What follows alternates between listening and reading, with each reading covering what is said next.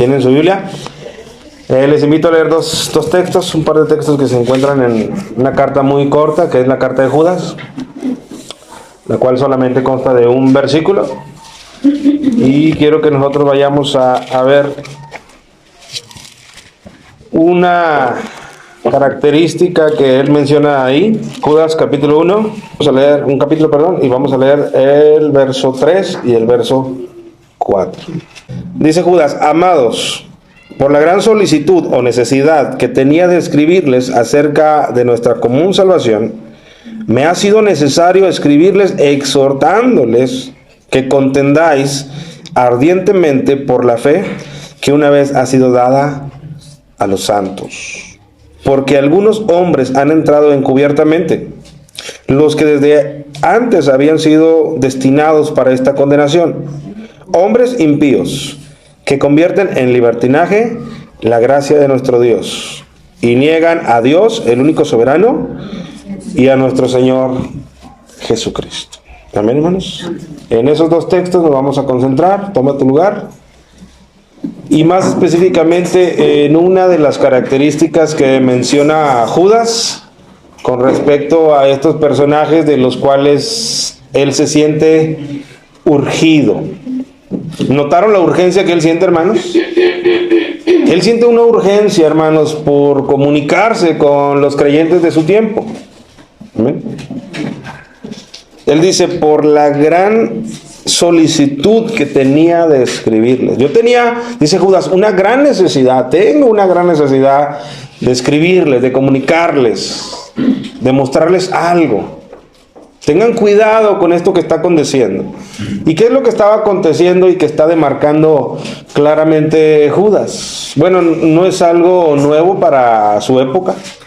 Si tú cotejas también la segunda carta de Pedro, es muy parecida la segunda carta de Pedro a esta carta de Judas. Entonces, en los tiempos de Pedro estaba ocurriendo, pasan unos tiempos, y en los tiempos de Judas también está ocurriendo. ¿Y cuál era esta situación? Que no es de lo que vamos a hablar hoy. Esta situación es que, dice Judas, han entrado encubiertamente hombres, dice, porque algunos hombres han entrado encubiertamente, los de que desde antes habían estado destinados a esta condenación, dice, hombres impíos. Esa era la problemática que estaba ocurriendo y que pasaba en la óptica de Judas. Judas se daba cuenta que en las iglesias cristianas habían estado entrando, y fíjate cómo dice, encubiertamente. Amén. Siempre es la manera de Satanás de trabajar, encubiertamente. De manera que se parezca, de manera que no se note, de manera que sea casi imperceptible, algo que parece pero que en realidad no es. Pero al final de cuentas, hermanos, por sus frutos se conocen. Y Judas dice: yo tengo la necesidad de pedirles una cosa. Él dice: quiero que contendamos ardientemente por la fe que una vez nos fue dada. Gloria a Dios por eso, ¿no, hermano? Gloria a Dios porque esa fe nos fue dada. Si nosotros ahora la tenemos, es porque nos fue dada de parte del Señor. Pero dice Judas, hay que contender por ella, por mantenerla, por no desviarnos, por guardar la doctrina, por tener prioritariamente la palabra de Dios, como nos lo enseñaron, dice Lucas más adelante, como nos lo enseñaron. Y luego dice el por qué, porque hay algunos hombres que han entrado encubiertamente. Amén. Y no ese es el punto que vamos a hablar hoy. No vamos a hablar, hermano, ten cuidado porque están introduciendo algunos hombres a nuestra iglesia o a nuestras iglesias. No ese es el punto. Yo creo que veamos lo que estos hombres encubiertos, que ahí sí eran un individuo, una persona. Yo quiero que veamos algunas de las cosas que estos hombres proponían o propagaban, de las cuales Judas dice, cuidémonos de eso, de no caer en eso. Así que leamos nuevamente el versículo 4. Porque algunos hombres han entrado encubiertamente, los que desde antes habían sido destinados para esta condenación, hombres impíos, y luego viene el detalle que yo quiero que nosotros analicemos. Dice, hombres impíos que convierten en libertinaje la gracia de nuestro Dios. Estos hombres, con su estilo de vida, Diciéndose cristianos, aunque ya sabemos que nos acaba de revelar Judas que era algo de manera encubierto. Diciéndose cristianos, hermanos, su estilo de vida los denunciaba. Su estilo de vida realmente los desenmascaraba. Eran hombres que, como dice ahí, convertían la gracia de Dios en libertinaje. Quiero que avancemos nada más un poquito a un versículo que está en ese mismo capítulo, en el versículo 12, porque nos da otra pista de cómo es que eran este tipo de personas. Dice, estos son manchas en vuestros ágapes. Bueno, un ágape era un convivio, cuando se reunían a comer, cuando de manera fraternal o amorosa se reunían y compartían los alimentos. Dice, estos son manchas en vuestros ágapes que comiendo impúdicamente con vosotros se apacientan a sí mismos. Comiendo impúdicamente, o sea, sin pudor o sin vergüenza alguna. Ellos se apacientan a sí mismos. Su único pensamiento es ellos mismos. Y lo hacen de manera desvergonzada delante de todos. Entonces ahí nos muestra cómo es que era este tipo de personas. Y Judas está diciendo, tenemos que cuidarnos de ellos. Ya entraron, pero tenemos que cuidar que su manera o incluso hasta su enseñanza no entre hasta nuestras vidas y hasta nuestros corazones. Tenemos que defender y contender ardientemente por la fe y la enseñanza que un día nos fue dada. Y ahí es donde yo quiero ahondar, hermanos, porque mire, gracias a Dios, Dios nos guarda, Dios nos filtra.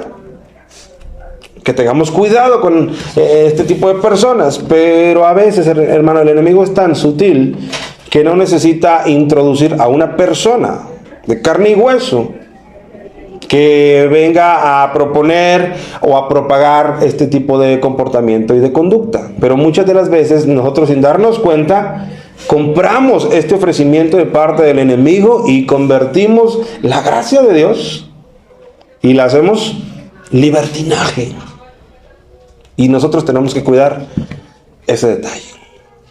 Y yo creo que para eso pues tenemos que ir empezando a definir algunas cosas. Por ejemplo, ¿a qué se refiere la palabra libertinaje? Bueno, en nuestro diccionario, libertinaje se define como aquel uso desmedido, descontrolado, excesivo, abusivo de una libertad que se tiene. O sea, es la desvirtuación de una libertad que se tiene. Un abuso. Eso es libertinaje. ¿Ven? Eso es lo que se define, digamos, en nuestro español. En el griego, que es el original que se encuentra ahí, la palabra libertinaje se utiliza en otros textos y se traduce de diferente manera. También se traduce como lascivia. También se traduce como desenfreno. También se traduce como alguien que no se acata o no se sujeta a nada, dependiendo de qué texto es donde esté esa escritura. Por ejemplo, yo quisiera que fuéramos a Primera de Pedro para ir entendiendo lo que se refiere al libertinaje. En Primera de Pedro nosotros vamos a encontrar en el capítulo 4, y ahí vamos a encontrar la palabra griega que en este otro lugar se traduce como libertinaje. Fíjate, pero entendamos la idea completa, no solamente la palabra, sino la idea completa. Dice Pedro en el capítulo 4. Dice, puesto que Cristo ha padecido por nosotros en la carne, vosotros también armaos del mismo pensamiento. Y ahí subrayo la palabra armaos. No quiere decir que te armes, ¿cómo eres aferrado? Quiere decir que te equipes. Ármate, como si una persona se estuviera preparando para una guerra y está siendo adaptada con diferente armamento. Entonces eso es lo que él dice, armaos o equipaos del mismo pensamiento. ¿Cuál pensamiento? Bueno, que Cristo padeció en la carne. Entonces nosotros también tenemos que padecer en la carne. ¿Cuándo? Cuando nos limitamos de algunas cosas que la carne demanda. Estos hombres que entraron en los tiempos de Judas eran hombres que no limitaban absolutamente en nada las peticiones de su carne. Y de esta manera convertían la gracia de Dios en libertinaje, haciendo y deshaciendo, hablando y siendo carnalmente como ellos quisieran ser. Escudados y escondidos bajo que estamos en la gracia de Dios o en la libertad de Dios. Entonces, esto es algo incorrecto en esos tiempos y en los nuestros. Sigamos leyendo ahí en 1 Pedro. Pues quien ha padecido en la carne, terminó con el pecado, para no vivir el tiempo que resta en la carne, conforme a las concupiscencias de los hombres, sino conforme a la voluntad de Dios. Baste ya el tiempo pasado para haber hecho lo que agrada a los gentiles, andando en lascivias, y la primera palabra que dice lascivias, en el griego, es la misma palabra que se encuentra en Judas como libertinaje, y aquí está traducida como lascivia. Entonces, la idea en general de estos 3 versículos de Pedro, dice, andando en lascivias, concupiscencias, embriagueces, orgías, disipación y abominables idolatrías. A esto les parece cosa extraña que vosotros no corráis con ellos en el mismo desenfreno de disolución y os ultraja. Ahí está claramente Pedro haciendo una diferenciación entre la vida cristiana y la vida no cristiana, en cuanto al comportamiento.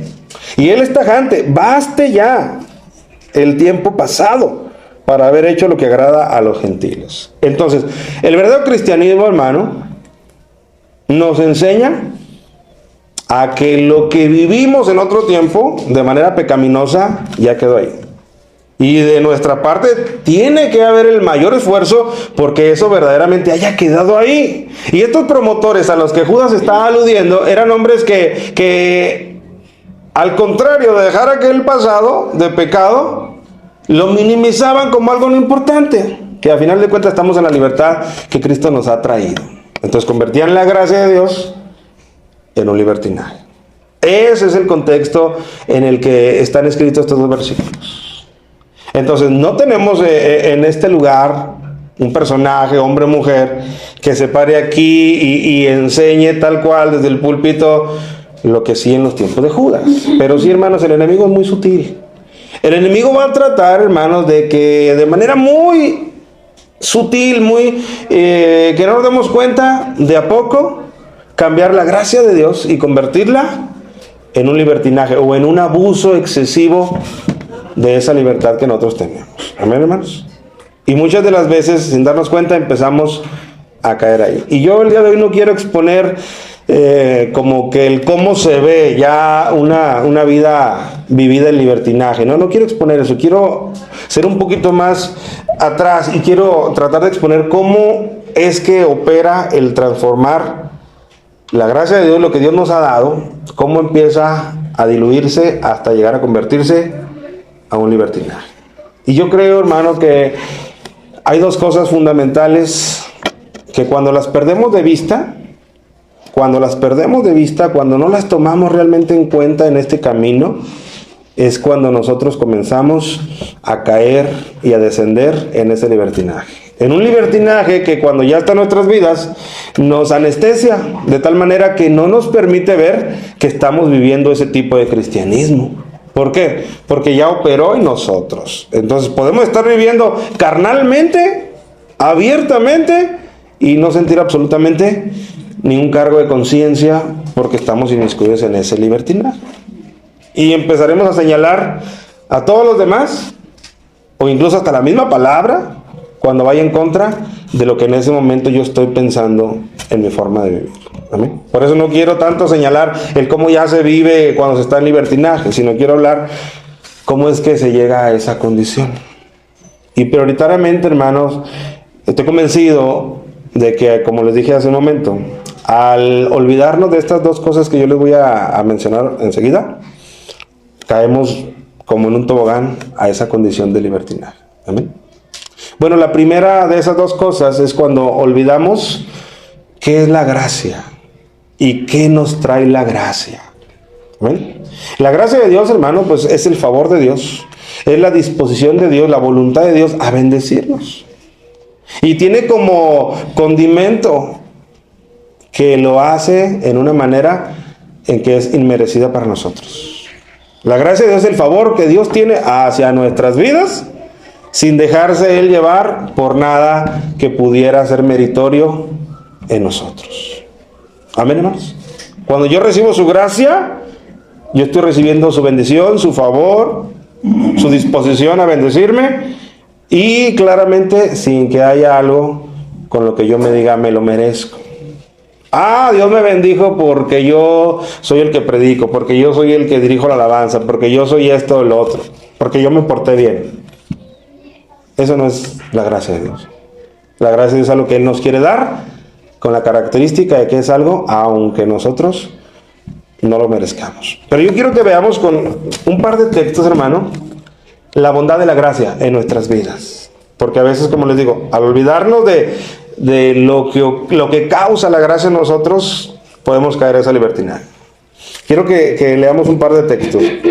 Uno se encuentra en el relato, en uno de los 3 relatos que nos hace Hechos de la conversión de Pablo. Y quiero que vayamos específicamente al que se encuentra en el capítulo 26, cuando él está contando su conversión. Él está defendiendo su causa ante el rey Agripa. Un rey que había venido con su esposa Berenice hasta Cesarea, donde se encontraba Pablo encarcelado. Y luego le permiten a Pablo que exponga su caso ante el rey Agripa, que como contexto era un conocedor de las tradiciones judías.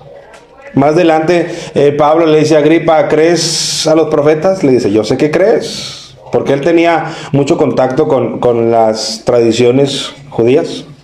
Pero yo quisiera que nosotros veamos en el relato cuando él está hablando de su conversión, en el capítulo 26 y versículo 14, Pablo está relatando su conversión y vamos a ver en unos versículos lo que la gracia le trae al ser humano.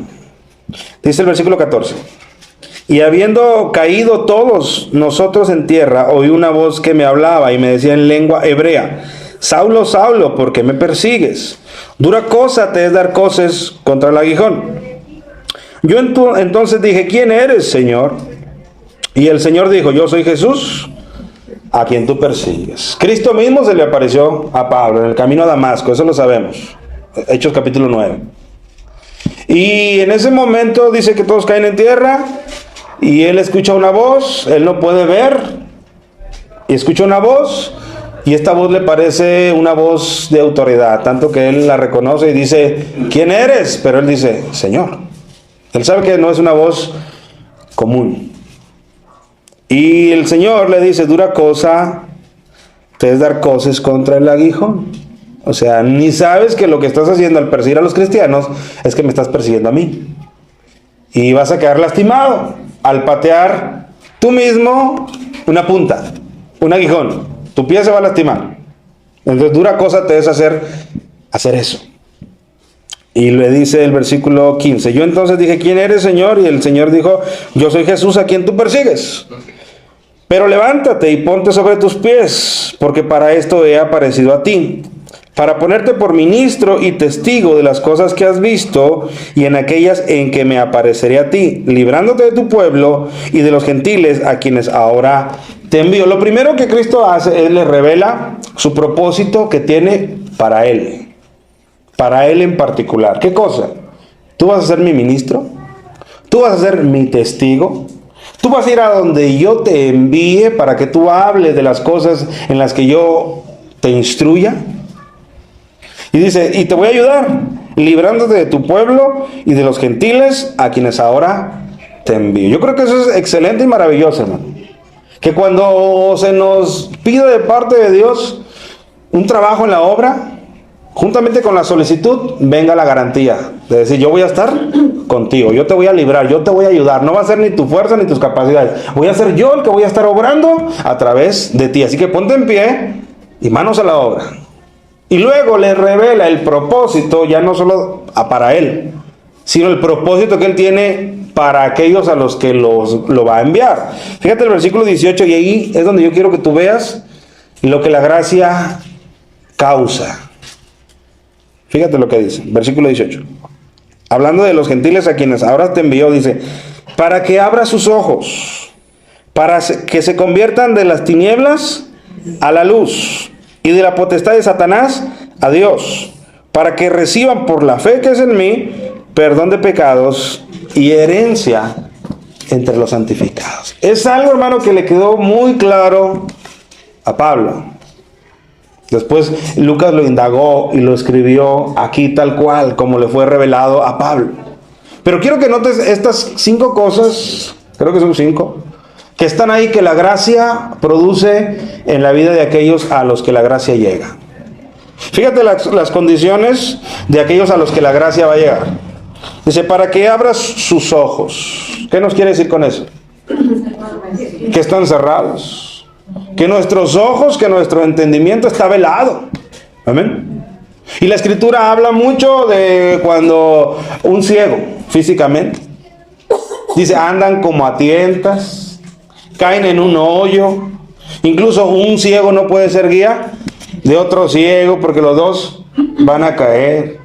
En la ley de Moisés había una porción que decía, no pondrás tropiezo al ciego. ¿Por qué? Porque ser ciego, hermano, es estar imposibilitado a conocer qué hay delante de ti. Es una imposibilidad. Por lo tanto, cuando el Señor le está diciendo a Pablo, yo te voy a enviar a los gentiles para que abra sus ojos, es porque los ojos están cerrados. Y esto hace la gracia. Pero no solo eso. Dice, para que abra sus ojos. Dice, para que se conviertan de las tinieblas a la luz. ¿Dónde se está, hermano, antes de la gracia? En las tinieblas, sin lugar a dudas. Y todo el tiempo la palabra tinieblas, oscuridad en la Biblia, tiene que ver con la maldad, con el enemigo, con el pecado, con enemistad para con Dios. Entonces todas las personas y nosotros un día estuvimos ciegos y también estuvimos en tinieblas, en penumbras. ¿Amén? Pero se pone la cosa más definida. Fíjate cómo no solamente dice para que abra sus ojos, para que se conviertan de las tinieblas a la luz, sino también dice, y de la potestad de Satanás a Dios. O sea, ¿dónde se encuentra una persona que no ha sido alcanzada por la gracia del Señor? En la potestad de Satanás, en el dominio de Satanás, bajo el señorío de Satanás. Él es su amo. Cristo le dijo a la gente de su tiempo, los deseos de vuestro padre ustedes quieren hacer. O sea, Satanás es el padre de aquellos que están fuera de la gracia. Y de nosotros en un tiempo también, cuando la gracia no había llegado hasta nuestras vidas. Entonces no es cosa menor lo que la gracia hace. Y cuando nosotros empezamos a olvidar lo que la gracia hace, entonces empezamos a descender a una vida de libertinaje. Esto tiene que estar en nuestro corazón claramente grabado. Lo que la gracia de Dios, el favor de Dios, que tú y yo no merecíamos, provoca y provocó en tu vida y te mantiene en ese estado. Te abrió los ojos, te libró de la potestad de las tinieblas, te libró de la potestad y del dominio y de la autoridad y del señorío y de ser propiedad de Satanás. Cuarta cosa que nos dice ahí, para que reciban por la fe que es en mí perdón de pecados. O sea, una cuarta cosa que se nos concede por la gracia de Dios es el perdón de todos nuestros pecados. Es algo maravilloso, hermano. El perdón de todos nuestros pecados. Y si ahondáramos nosotros en la palabra pecado, pues hay mucho que decir. El pecado es el que ha hecho la separación entre Dios y el hombre, dice en Isaías. Amén. El pecado es algo incompatible para nuestro Dios. El pecado también es algo que trae a nuestras vidas consecuencias dolorosas. El pecado trae a nuestras vidas remordimientos, acusaciones, culpabilidades.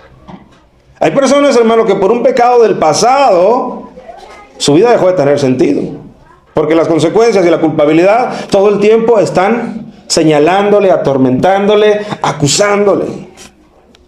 Amén, hermanos. Y entonces, cuando nosotros somos abrazados por la gracia de nuestro Dios, todo tipo de pecado es perdonado en nuestras vidas. ¿No es algo maravilloso, hermano? Todos tus pecados son perdonados. Y luego dice, y para que reciban por la fe que es en mí, perdón de pecados y herencia entre los santificados. No solamente se nos perdonaron nuestros pecados, hermano, sino se nos enlistó en una lista de herederos de las cosas de Dios. Se nos es dada, se nos es otorgada herencia delante de Dios. Y es lo que Pedro dice. Cuando él escribe su primera carta, él habla de una herencia que nosotros tenemos reservada en los cielos. inmarcesible, ¿te acuerdas? Que no se marchita, incontaminada, incorruptible. Una herencia que nos fue otorgada solamente por la gracia de nuestro Dios. Entonces, al menos nosotros vemos aquí 5 cosas, hermano, que la gracia de Dios le provee a nuestras vidas. 5 cosas en las que ahora nos tiene que antes no estaban. Estamos en un mundo totalmente diferente. Y eso solamente es a causa de la gracia del Señor. ¿Cuánto le dan gloria a Dios por eso, hermano? ¿Cuánto le dan gracias a Dios por esa gracia que un día te alcanzó, te abrazó? Ahora, también lo define de otra manera que también me gusta. Hay muchos textos que definen lo que has hecho nosotros por la gracia. Solamente seleccioné algunos. Si tú vas a Colosenses, a mí me gusta también lo que dice en Colosenses, capítulo 1. Hablando de los beneficios de la gracia.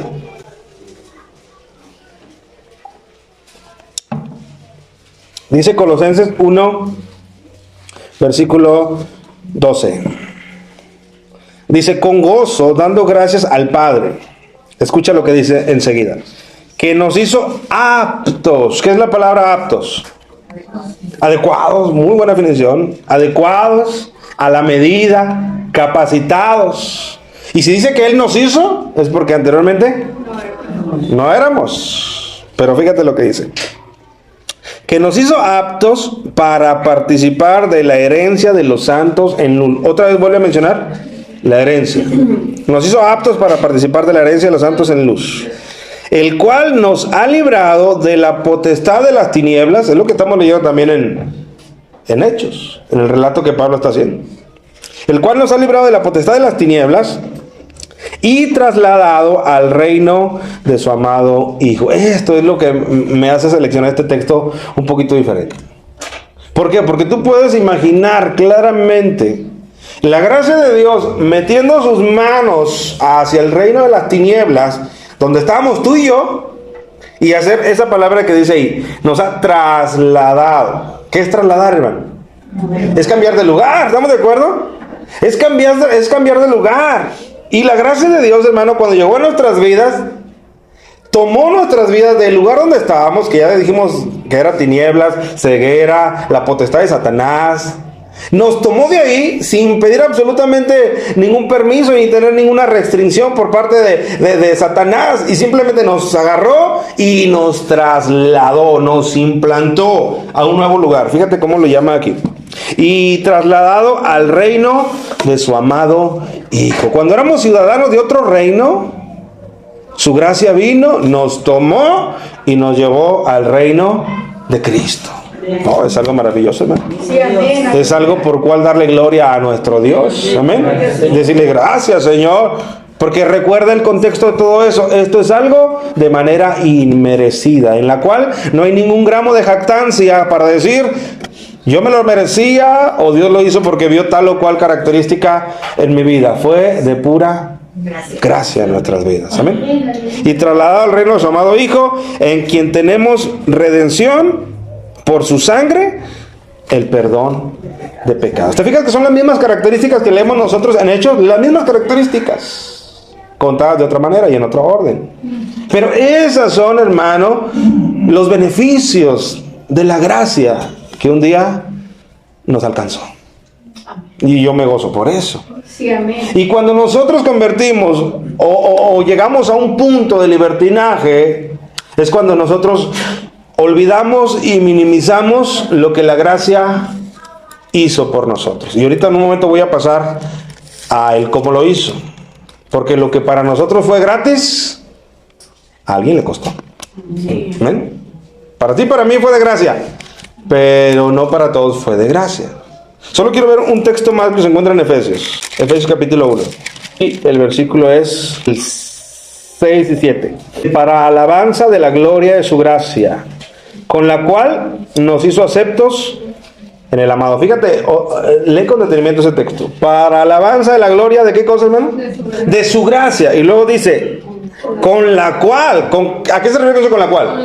A la gracia que acaba de mencionar, con la cual nos hizo aceptos en el amado. O sea, somos aceptables Porque esa gracia nos llevó a Jesucristo y al estar en Jesucristo es que somos aceptados. Aún con todas nuestras deficiencias y nuestros defectos y nuestras incapacidades y nuestro estar en remodelación, pero al estar en Cristo somos aceptados. Y luego sigue diciendo, en quien tenemos redención por su sangre, el perdón de pecados, según las riquezas de ¿qué cosa? De su gracia. ¿Te fijas cómo por toda la Escritura se le atribuye a la gracia de nuestro Dios todos estos beneficios que nosotros son los que estamos disfrutando?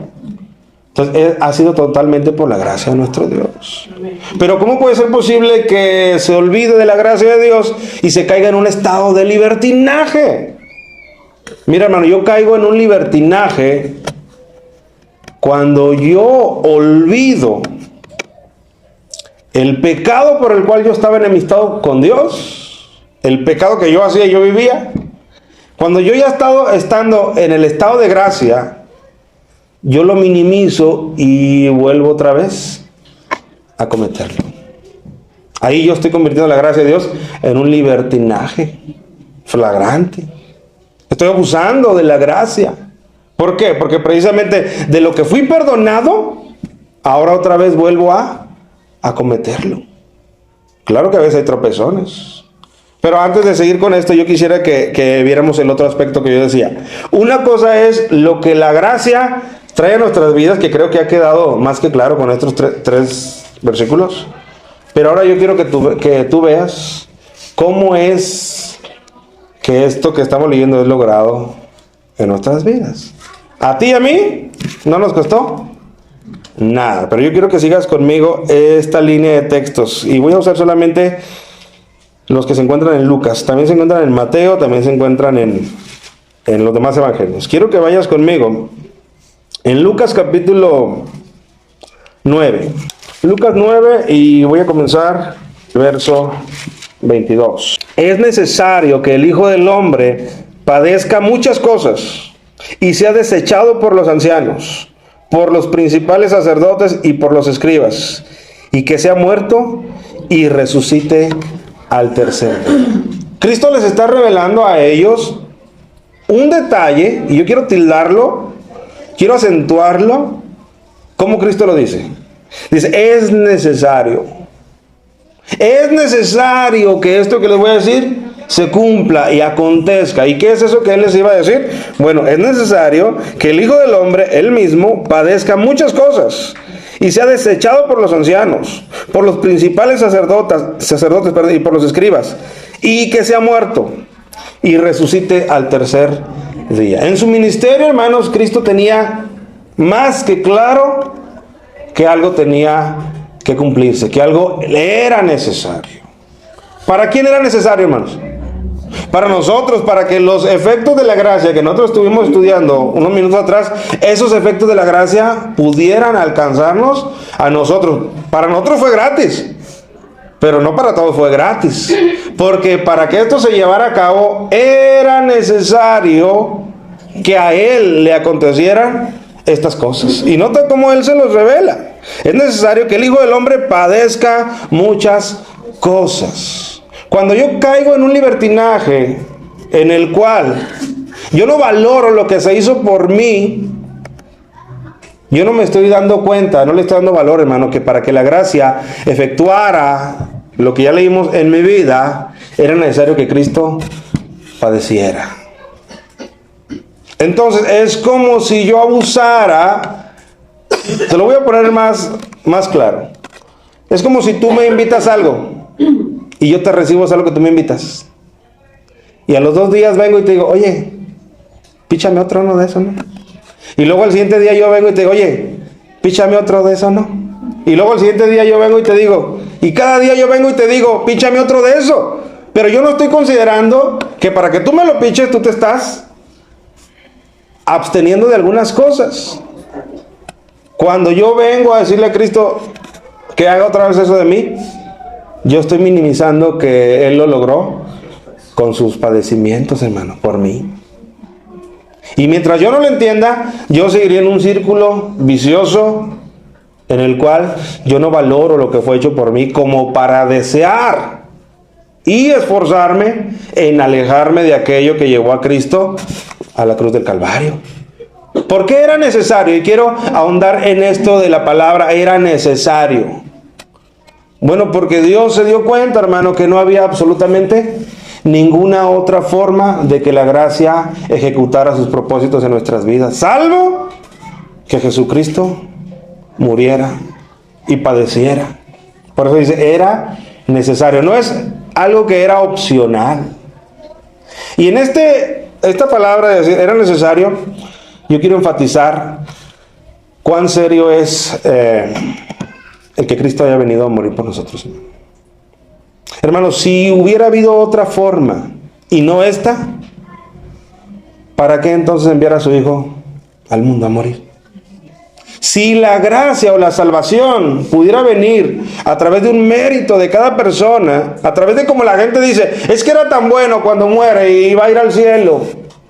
Entonces, ¿para qué, hermanos, enviar a su Hijo? ¿Para qué encarnarse? ¿Para qué vivir toda una vida de obediencia? Solamente guardándose de no cometer pecado.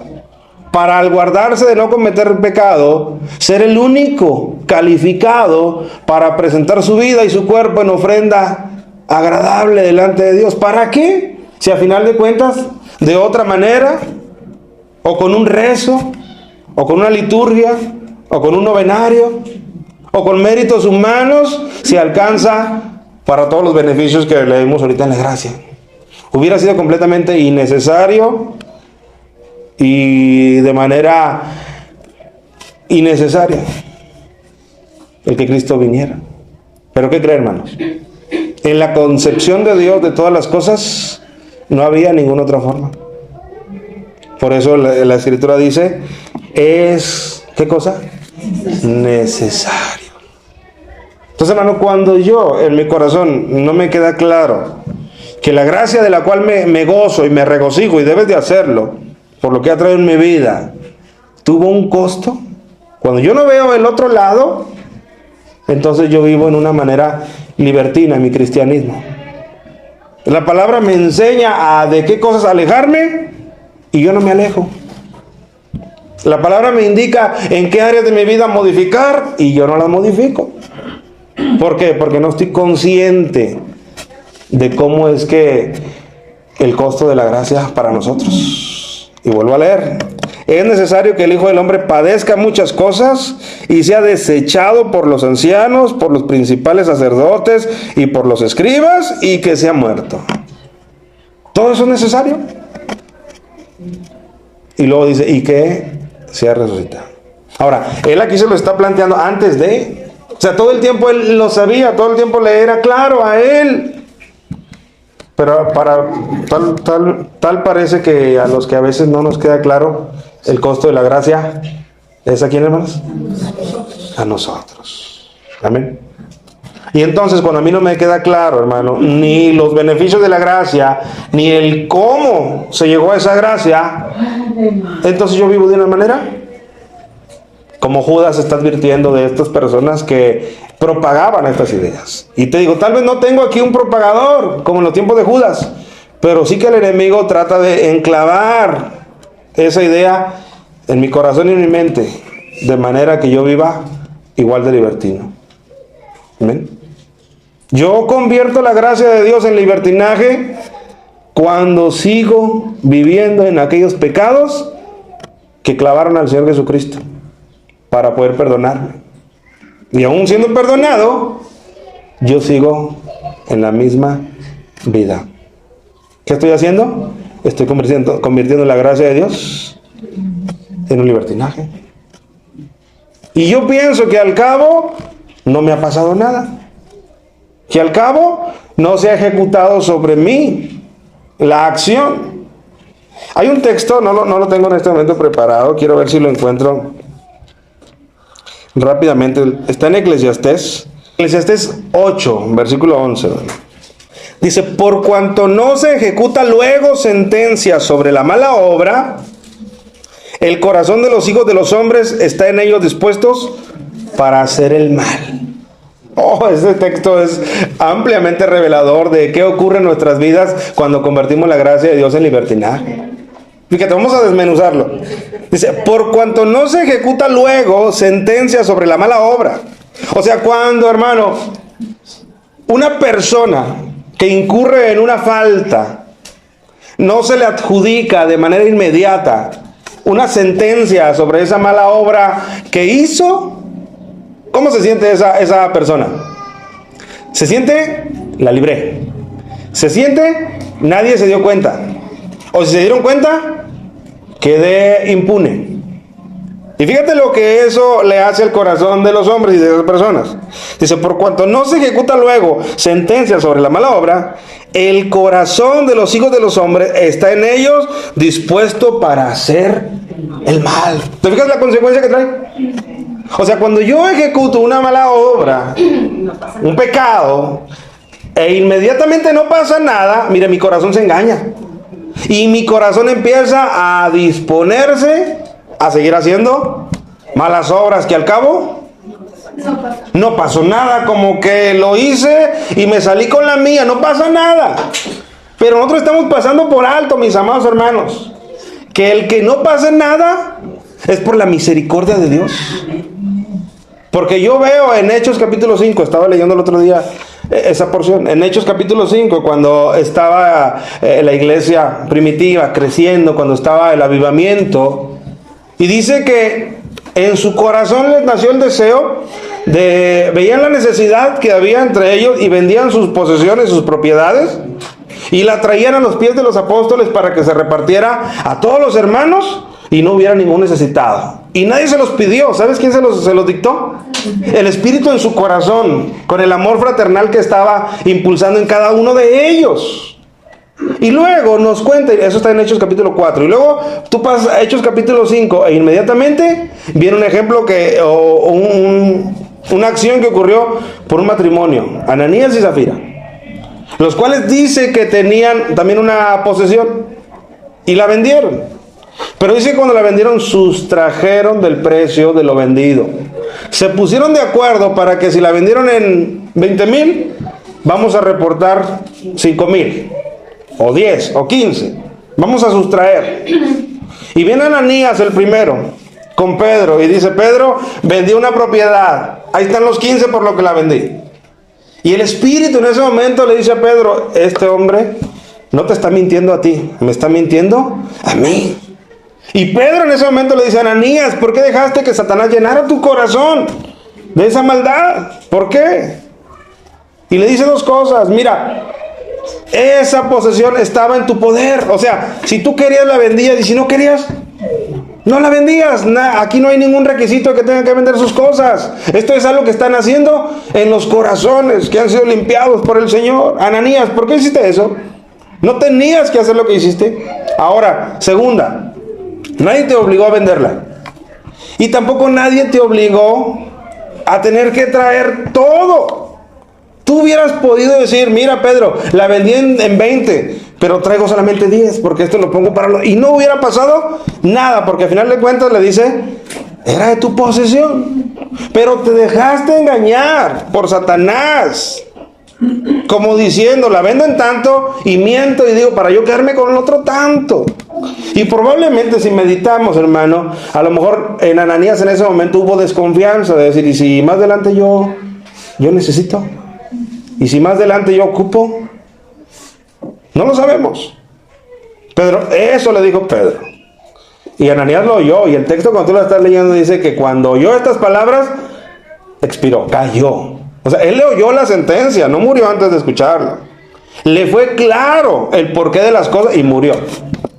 Y luego lo fueron a enterrar los jóvenes, hermano. Y luego viene la esposa. Y la esposa le dice exactamente lo mismo. Y Pedro con eso entiende que ellos se habían puesto de acuerdo. Y le dijo, mira, ¿sabes qué? Esos jóvenes que vienen ahí acaban de llevar a enterrar a tu marido y te van a sacar también a ti. Y ella también cayó. Amén, hermanos. Hermanos, ¿cuántas veces nosotros hemos mentido a Dios, delante de Dios?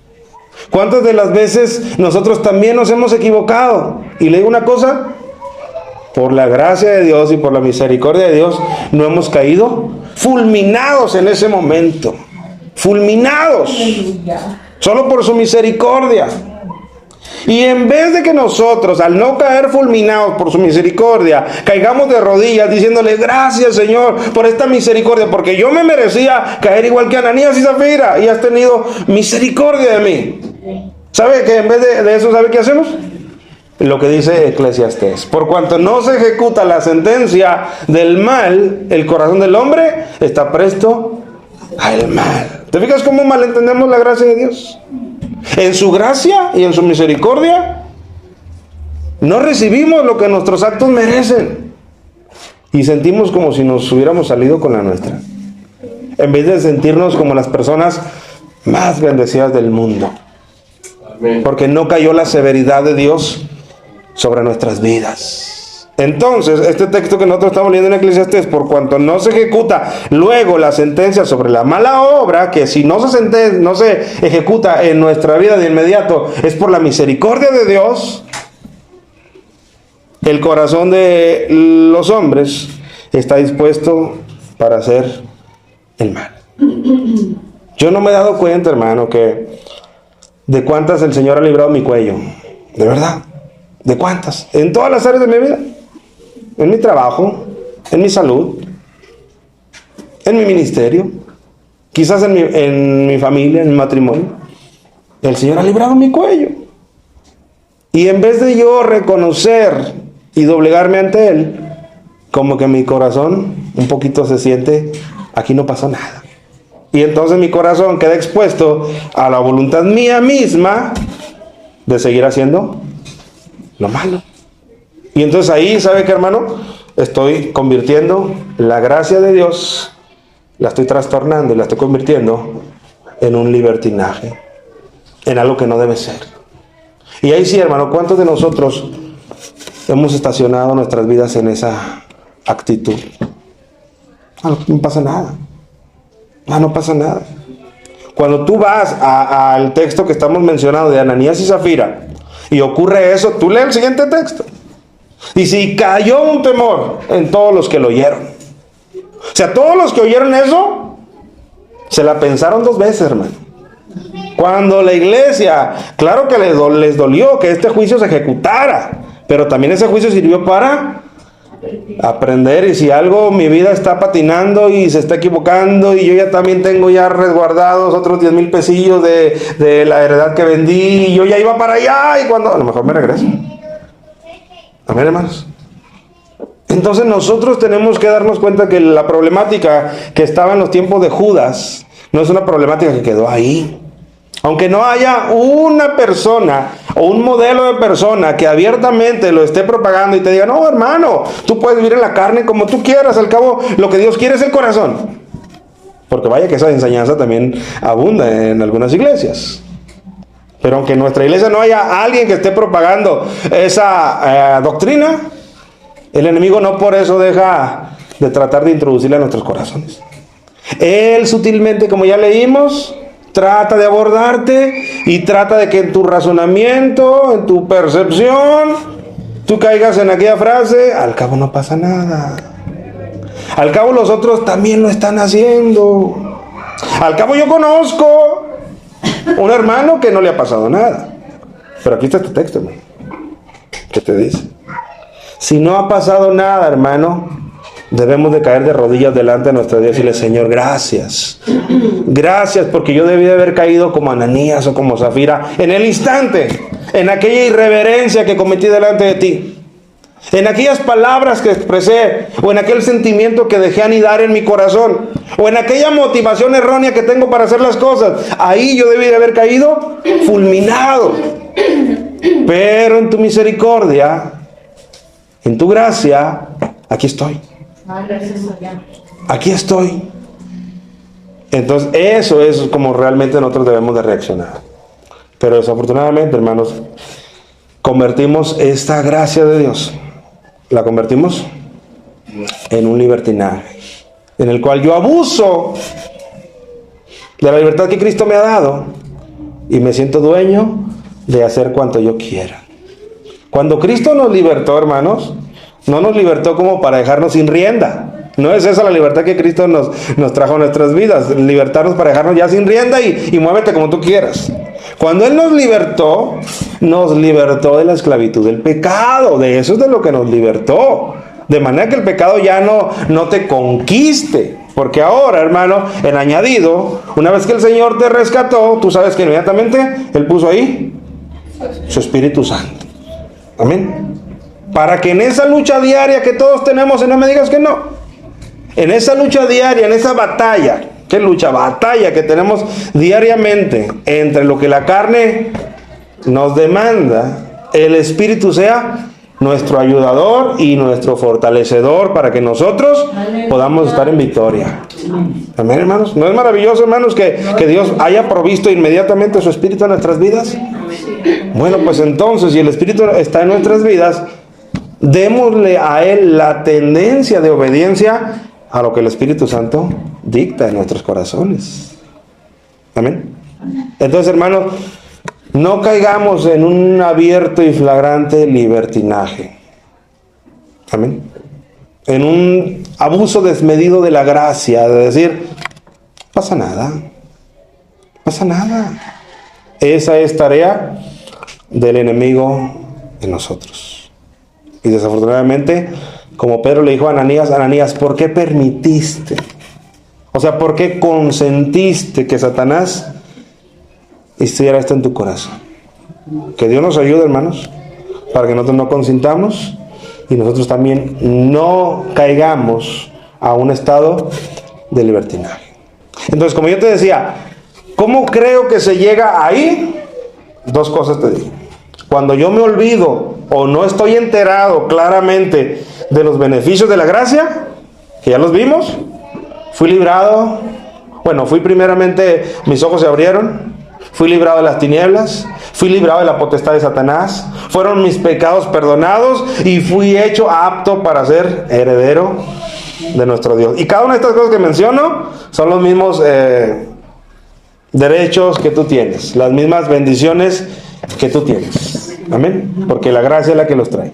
Entonces me deslizo al libertinaje cuando olvido de eso y cuando también olvido de qué manera la gracia fue en mi vida. Y no fue de otra más que siéndole necesario a Cristo, su padecimiento, su muerte, su vergüenza por mí. Cuando yo olvido eso, hermanos, entonces yo me muevo de una manera libre en un estilo de vida como yo quiera. Pero cuando el Espíritu Santo me recuerda estas dos cosas claramente en mi vida, los resultados de la gracia y lo que le costó al Señor Jesucristo esa gracia en mi vida, oh hermano, como resultado, yo me esfuerzo en privarme de lo que la carne me pide. Fíjate, vamos a cerrar.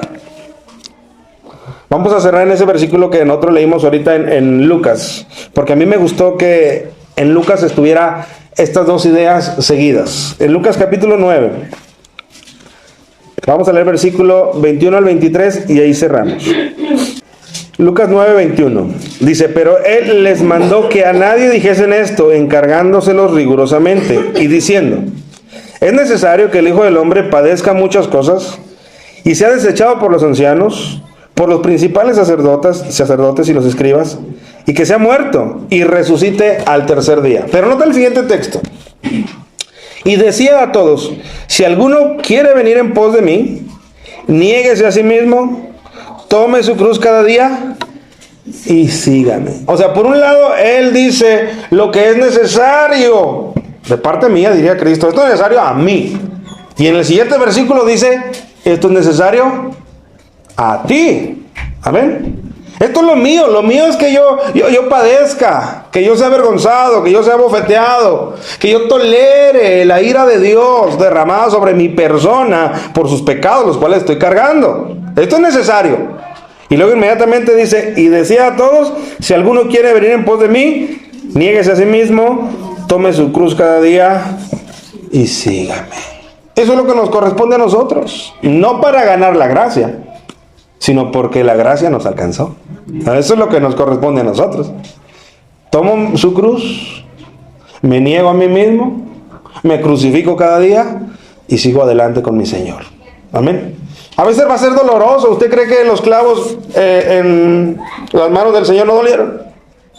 Pues para mí va a ser doloroso dejar algún pecado al que estoy habituado, dejar alguna forma de pensar, dejar alguna tendencia en cuanto a mi carácter, dejar algún vocabulario. Va a ser doloroso, como le fue doloroso a Cristo también en su carne, su padecimiento. Por eso, como decía en un principio, Pedro dice: vosotros también armaos, equipaos del mismo pensamiento. Amén, hermanos. Y que quede claro, hermanos, esto con lo que estoy finalizando no es para recibir la gracia, no, es por haberla recibido. Amén, hermanos. Entonces yo no quiero, hermanos, con todo mi corazón se lo digo, yo no quiero deslizarme y la gracia bendita que me ha alcanzado, no quiero yo transgiversarla y convertirla en un libertinaje a mi modo de ver la vida cristiana y vivir una vida que no sea la agradable delante de Dios. Y yo quisiera también que fuera lo mismo para ti. Amén. Claro estoy, y te lo comparto, y no es justificar a nadie, pero es una verdad. Claro estoy que en este camino, hermanos, cada uno de nosotros estamos en diferente nivel de maduración. Pero sin lugar a dudas, todos estamos en el camino de la maduración espiritual. Unos, gloria a Dios, a lo mejor ya son manzanas ya terminadas, rojas, jugosas, listas. Y otros quizás somos apenas una manzanita verde en proceso. Eso también lo entiendo, hermanos. Y sé que no en todo se verá el mismo avance a la vez. Pero eso no es excusa. A final de cuentas, en todo Dios está haciendo una obra. Jehová cumplirá su propósito en mí. ¿Amén, hermanos? Y yo no debo de abrazarme, de decir, bueno, yo soy una manzanita verde, hermano, que apenas está en crecimiento, así que a mí dispénsenme todas las cosas. No, mi hermano. Para eso tengo la palabra de Dios que me va instruyendo en lo que Dios demanda de mi vida. Amén. Entonces blindemos nuestro corazón para que nosotros no caigamos en un estilo de vida libertino en el Señor.